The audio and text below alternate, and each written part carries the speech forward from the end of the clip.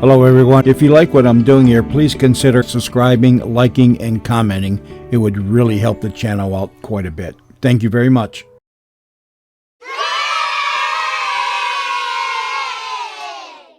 Just a moment. Have you heard the Molle Mystery Theater? Don't leave your radio. It follows immediately.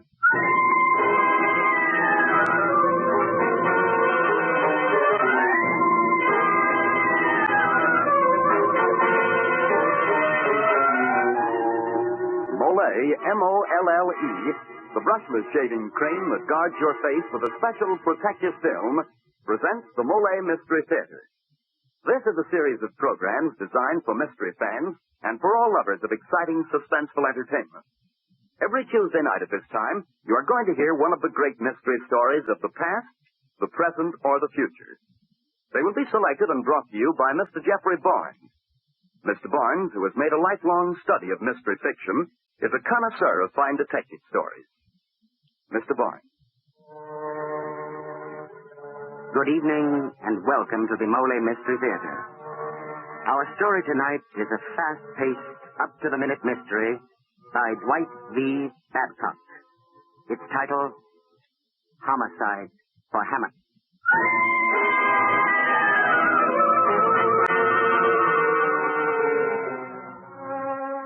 Our detective tonight is different. She is a beautiful blonde bombshell named Hannah Van Doren. But the story is Joe Kirby's, and Mr. Kirby is here to tell you that story himself. Mr. Kirby. Thank you, Mr. Barnes. The story really started on the day I lost my job. I'd been selling high-priced cars and had wrecked a custom-built job that sold for $15,000. Well, that afternoon, I met my friend Terry O'Connor at his office, and we started out for a short beer at our place. Don't seem very worried about losing a job, Joe. Oh, why should I? You've been a sports columnist on that paper so long, Terry, you've forgotten how easy it is to get a new job. How are all the little O'Connors? Well, I don't want to know when you're coming over to dinner again. I'll tell her any time I'm invited. Hey, it's 5:45. I've got to make a phone call. A babe, I suppose. Nope, a new job at a defense plant. Look, I'd better duck into this drugstore. I'll meet you at Malone's bar in about 10 minutes. Okay, Joe, but hurry. Remember, I got a family to go home to. Okay, Terry, I'll be there. Save me a beer.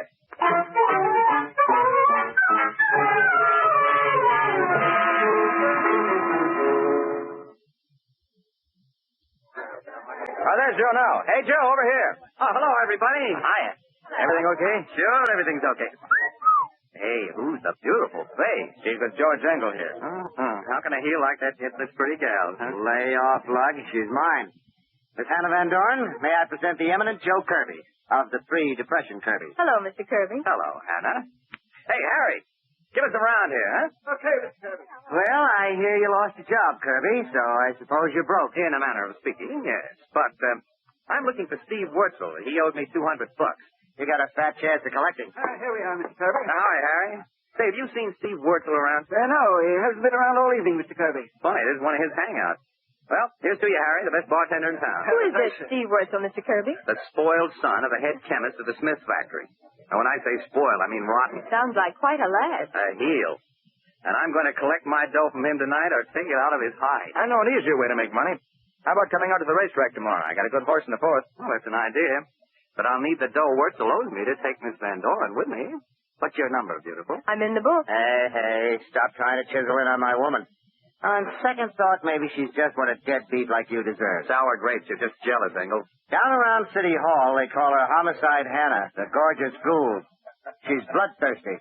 She goes around hoping for a homicide to happen to somebody. This beautiful girl? Say it isn't so. But it is. I write up crime stories for True Crime A magazine. scandalous profession for such a fair flower of womanhood. What's the world coming to? A girl has to live. Ah, I understand, my dear.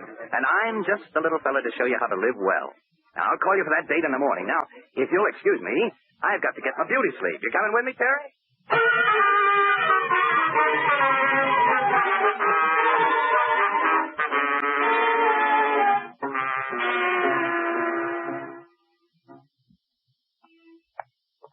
There's my bungalow, Terry.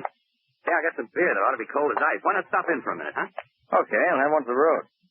Hey, Looks like I got company. The car out front. yeah, looks like Veronica Smith. Hi there. That's you, Veronica? Hello, Jojo. Lily and I just came over to see you. We wanted you to come over to the house. My dear little brother is giving a party. No. Too many stuffed shirts. Terry, this is Veronica Smith. No problem. How do you do? How do you do? Glad to know you. Where have you been, Jojo? Out looking for Steve Wurzel. Say, he isn't at your place, is he? Just because his father is Dad's chief chemist doesn't mean he comes to our parties. Does he owe you money? Yeah. And when I catch him, I'll take it out of his hide. Oh, well, I'll be glad to help you. He's a termite. Hey, we were going to have a nightcap. Want to come back and join us? No, not now, Jojo. We have to get back to the party. Goodbye, Mr. O'Connor. Come on, though. Yes, Veronica. I'll be seeing you, Jojo. Yeah, so long. Good night. Bye. Glad to meet you. Now, what was the matter with her? What do you mean? Well, she seemed jumpy. Well, let's go in and get our nightcap, huh? Okay, my friend. Uh-oh. What's wrong, Joe? With the keys in the lock. See, I'm sure I didn't leave it there. Well, who else would, Dope? Come on, open up. Okay. There we are. Yeah, I wonder how Veronica... Hey! There's a man on the floor. It's Steve Wurzel. How did he get here? Hey, Joe. Joe, he's dead. Oh, what do you know? The lousy double-crosser getting himself killed before I can collect from him. On my carpet, too. Now, wait a minute, Joe. This is serious. You told a lot of people tonight you were looking for Steve. And the policemen think you found him. That knife, is that yours? Yeah. My paper knife. But I was with you. Not all the time, Joe. We were telephoning, that's right. Malone's bar is only 2 blocks from here. I certainly don't have an alibi. Well, I know you didn't do it, Joe, but the cops won't. Hey, look, you better come and spend the night at my house. I'll swear you with me all evening. Then we can come back and discover the body in the morning. Yeah, guess it's the only thing to do. Okay, Terry, let's go. Let's stop in at the Hopper on the corner and get that drink. I need it now.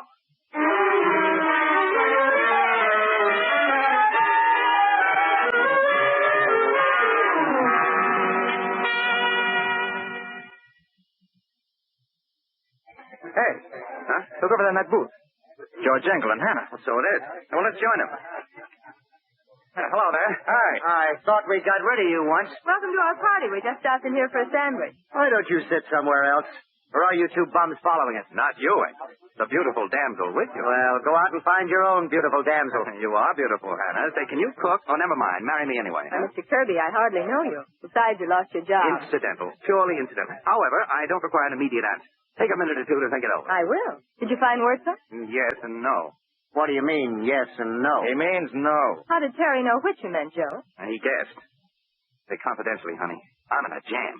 Ouch! What's the matter? Huh? Terry kicked me. Oh, must have been an accident. Hello, Mr. Engel, Miss Van Dorn. Hi, Terry. Hello. Hi, Madden. What's up? Hi, Sergeant. Look, if I give you boys the tip-off, will you give me some credit in your story? Sure, Sarge. What is it? I'm looking for a guy named Kirby. Joseph Kirby. Do you know him?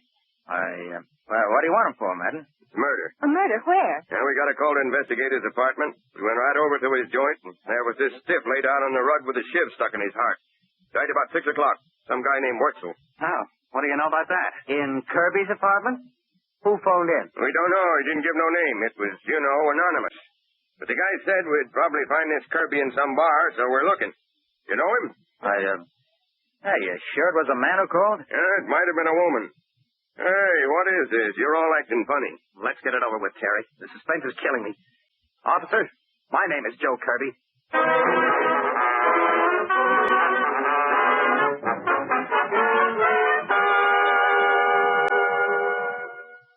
he is, Inspector. I found him in a bar around the corner. Okay, Madden.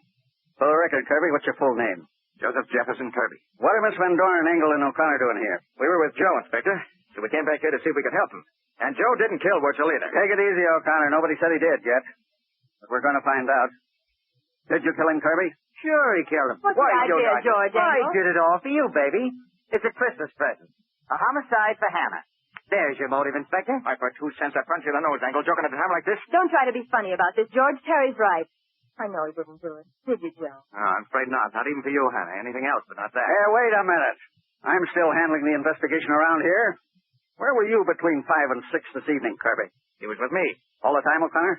No, I wasn't with Terry all the time. He was looking for Steve Wurzel. Very interesting. Why did you want to see him, Kirby? Well, Wurzel owed him money, and Kirby said he was going to collect. Or take it out of Wurzel's hide. can't you keep your mouth shut, Angle? What are you trying to do? I was only kidding. If Kirby did kill Wurzel, we'd all owe him a vote of thanks. You're in a tough spot, Kirby. You better talk if you want to get out of it. Well, Inspector, I don't know why Wurzel came here or who killed him. I wasn't in the apartment. Can you give me an alibi for this evening? Well, I met Terry about 5:45. At 6, I left him to make a phone call. Yeah, who'd you call? I tried to get the Morse Plane Factory, Mr. Harris, but he wasn't there. And then? I joined Terry at Malone's bar. We've been together ever since. That's right. Well, I guess that's about all for now. But you're not in the clear by any means, Kirby. I won't pull you in yet. Thanks for nothing. Well, Terry, my boy, how about you and me getting down to the paper, knocking out some copy of this murder? It'll be a scoop for us. Yeah, guess I better. Coming with me, huh? No, I want to stay and talk to Joe a few minutes. And what are you up to, Miss Endorn? Why, nothing, Inspector. I just want to have a private interview with Mr. Kirby, so when you solve the case, I'll have all the background I need for a surefire magazine. See? I see. I want to get it now before Mr. Kirby has to start combing reporters out of his hair. Well, I wouldn't worry about that. I'll leave Madden outside the door, just so Kirby won't be bothered, of course. Of course. That's nice of you, Inspector. Now get out, all of you. I can't get my interview with you cluttering up the place. Okay, so long, Hannah. Come on, Joe. See you later. Well, it's dark. Chilly in here, isn't it? I'll light a fire. See, you know, I used to be a Boy Scout. I can do it with 3 matches or less. You're a crazy sort of guy, Joe. Maybe. Hey, what's this guy Engel in your life? George is an old friend. Why? I just wondered. Don't your folks worry when you stay out all night digging up murders? I haven't any folks. My mother died when I was a child, and my father was killed 5 years ago. He was a captain of detectives. An orphan, huh? Well, I'm an orphan, too.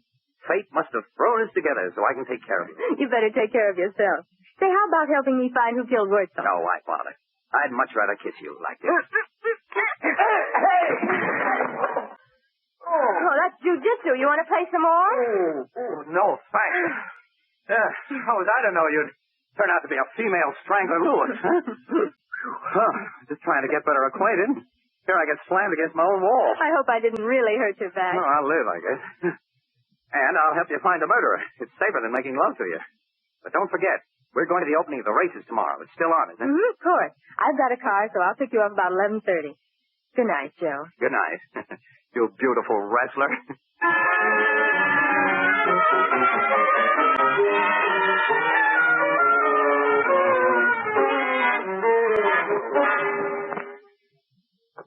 Who is it? It's me, Madden. There's a couple of people here to see you. Miss Veronica Smith and Milton Robinson. Send them in.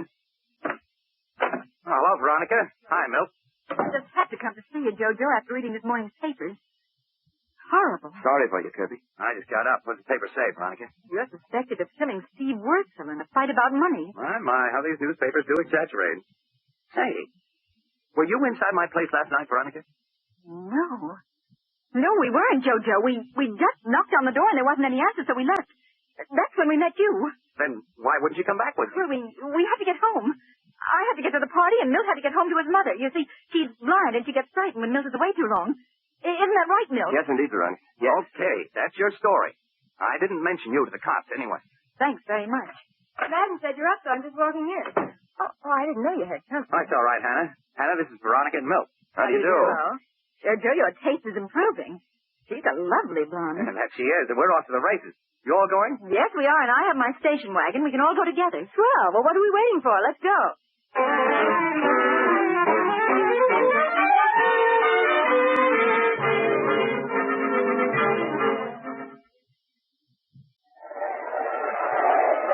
Nice crowd here today, Joe. Yeah. Oh, look, there's Terry O'Connor. Hi, Terry. Hello, Terry. Hello, children. Stick around. I'll have some tips for you. Hey, Joe. Meet me under the stairs, back by the paddock in a few minutes. I've got a hot tip in the murder. Yeah? What? Seems old Jake Wurzel had another name once, back in Chicago. Oh, nuts. Here comes Engel. Well, I'll see you later. Well. Beauty and the Beast. Greetings respected. Go away, Engel. You give me indigestion. First you steal my girl, then you want to drive me away.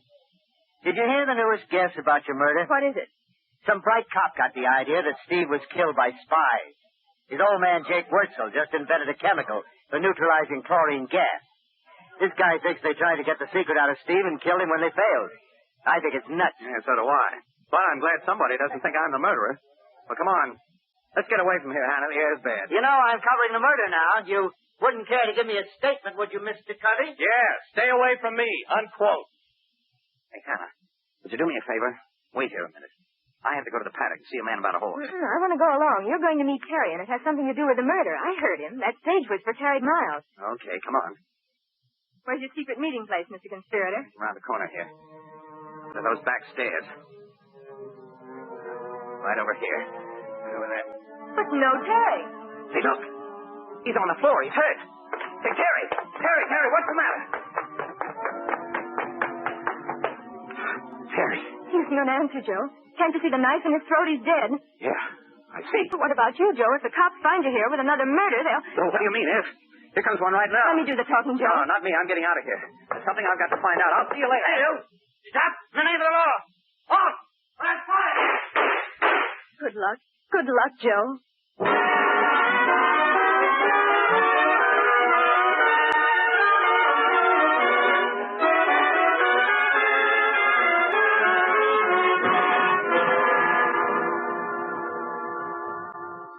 Well, mystery friends, there's nothing like a few pistol shots to start some action.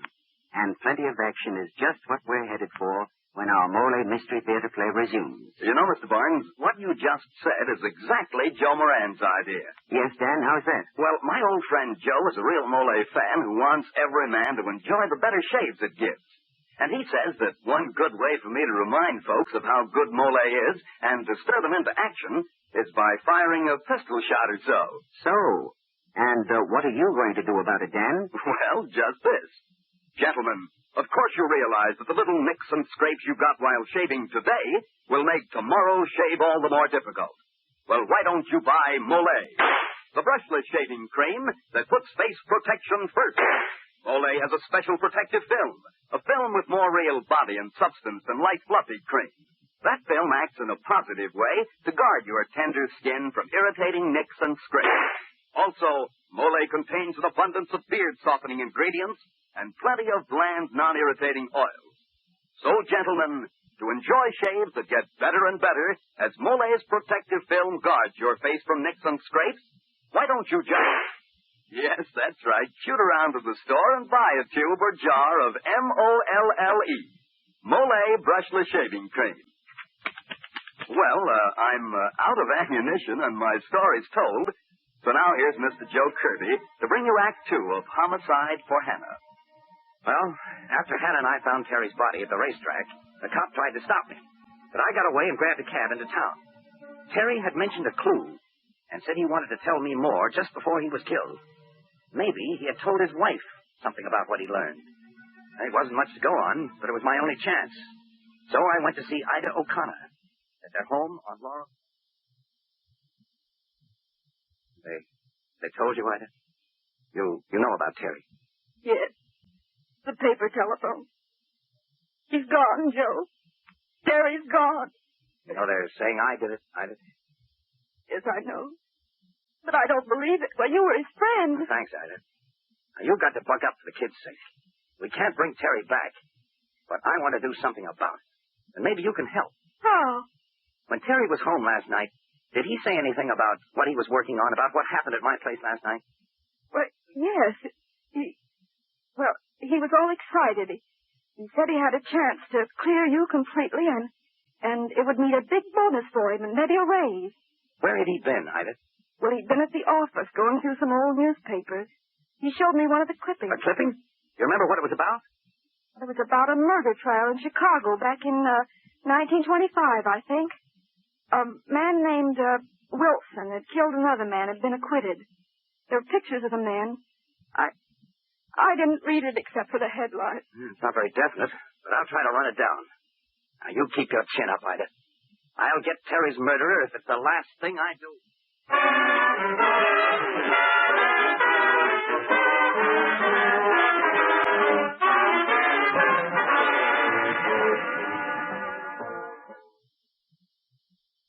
Come in. Oh, hello, Hannah. Oh, I thought you'd do something dumb like coming back to your own apartment where the police can find you easily. Well, I can't get away from them forever. I might as well be comfortable while I wait. Did you come straight here from the track? No, I was downtown reading some old newspapers. Oh, you would.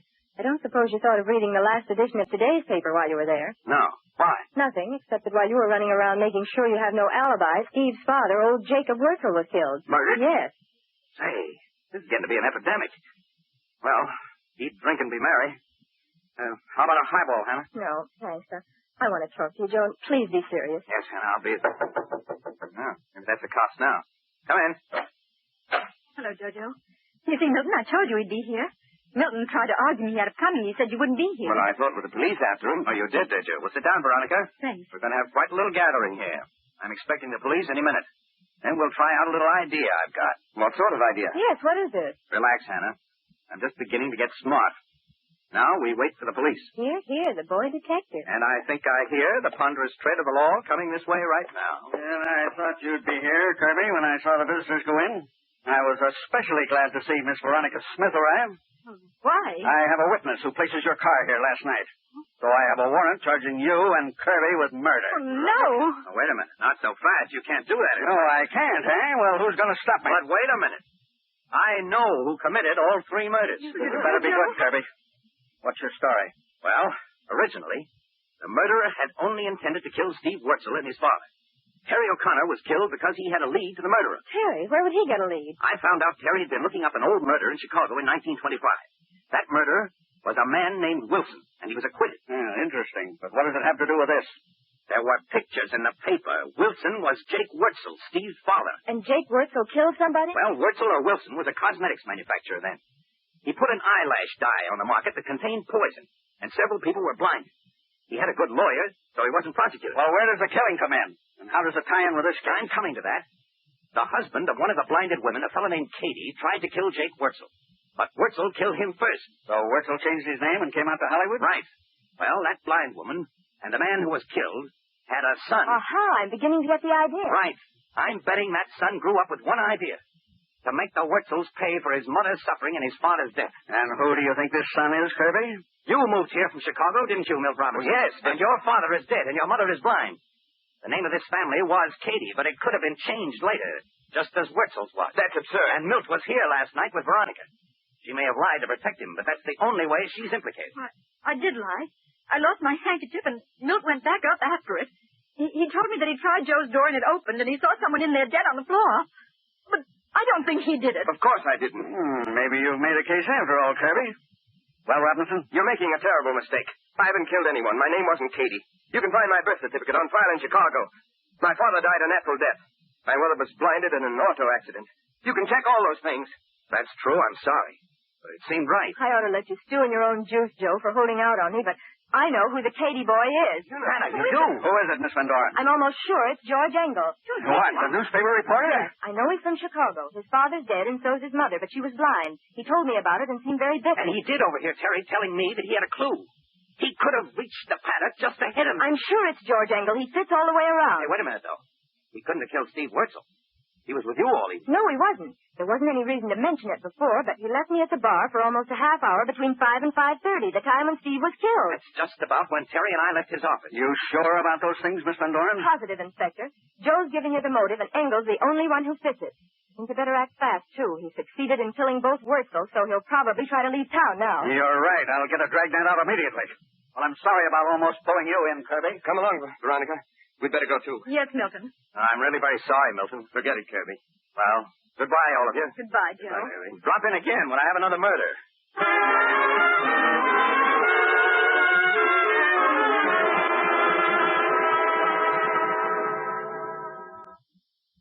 Well, Hannah, that's what I call beautiful teamwork.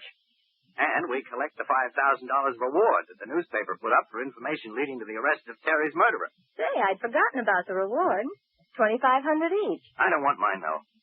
I want it turned over to Ida O'Connor, Terry's widow. Okay.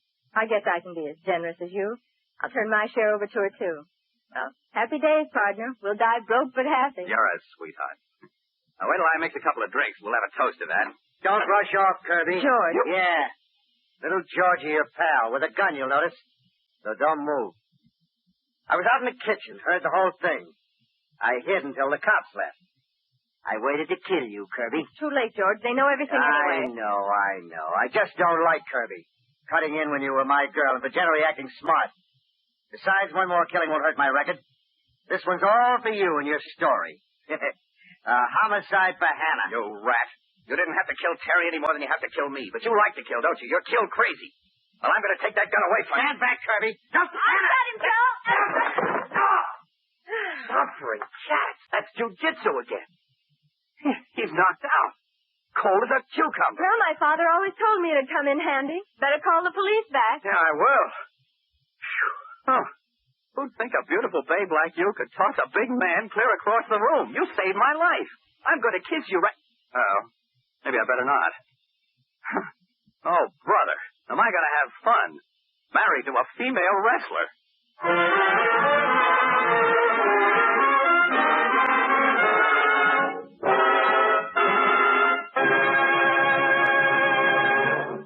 Ladies and gentlemen, you have just heard the Molle Mystery Theater presentation, Homicide for Hannah, and a very exciting, eventful case it was.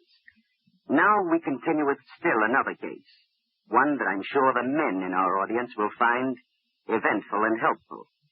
All right, then? Oh, friends, this is the story in words and music of Wilbur. Wilbur used to be the sort of guy who woke up in the morning with a grouch.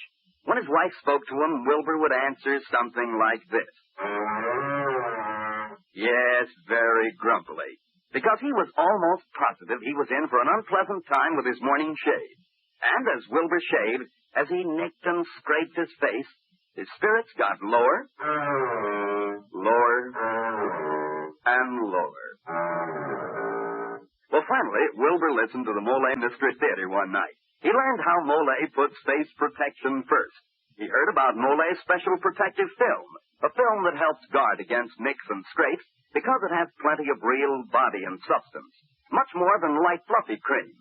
So, Wilbur bought a jar of Molle, and now he greets his wife every morning something like this. Oh, he feels swell since he discovered for himself that his Molle's special protective film helps guard your face.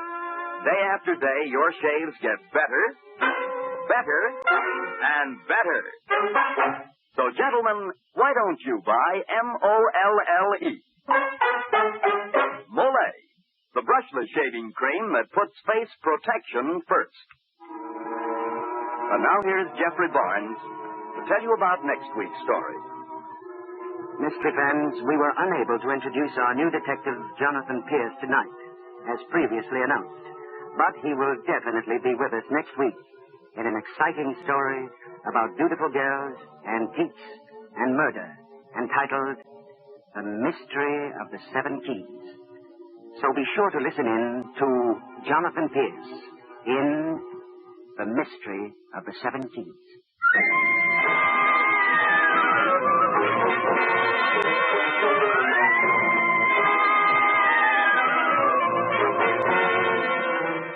Tonight's story was adapted for radio by Ken Crossum and H.L. Gold. The original music on this program is composed by Jack Miller. Until next Tuesday, this is Dan Seymour saying good night and good shaving for Molle Brushless Shaving Cream.